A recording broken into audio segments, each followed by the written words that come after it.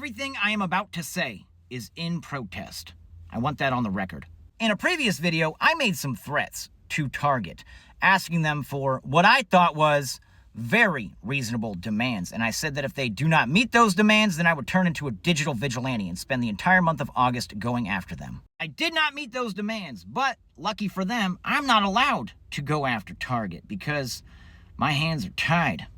Let me explain. I work for a rather large company, and I was at work today, and my boss, he came into my office, he woke me up. He said, "Joe, are you fucking sleeping?" I said, "What? No, that's ridiculous. I was pretending. I was pranking you."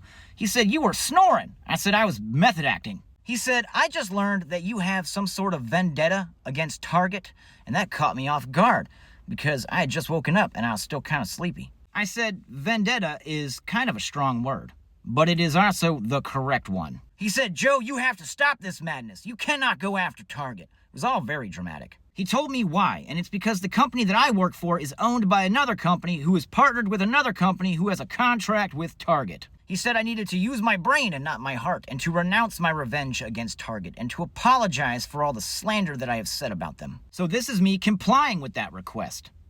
Maliciously. I'm sorry that I said so many bad things about Target in a row. And I think that Target is an amazing company, and I feel that they represent their brand appropriately. And that they kind of remind me of a Kmart. Target sets the bar for customer service for all other brands, and I think that it is incredibly generous and benevolent of them to set the bar so low. In fact, I think everybody should stop boycotting Target, because Target cares about their customers.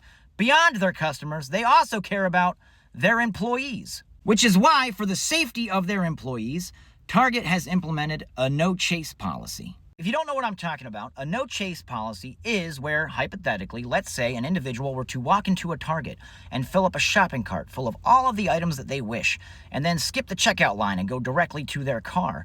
No employee is allowed to chase them. Target would just have to contact the authorities, but shoplifting is not an emergency. It's a non-emergency, and unfortunately, non-emergency response times average in America is anywhere between 10 minutes and half an hour. A lot of great companies have a no-chase policy. 7-Eleven has a no-chase policy, which is why someone who looks exactly like me hasn't paid for a taquito in over 4 years. You don't believe me? Walk into any 7-Eleven on the East Coast and ask them about the taquito bandito. They have pictures of me, this guy who looks just like me.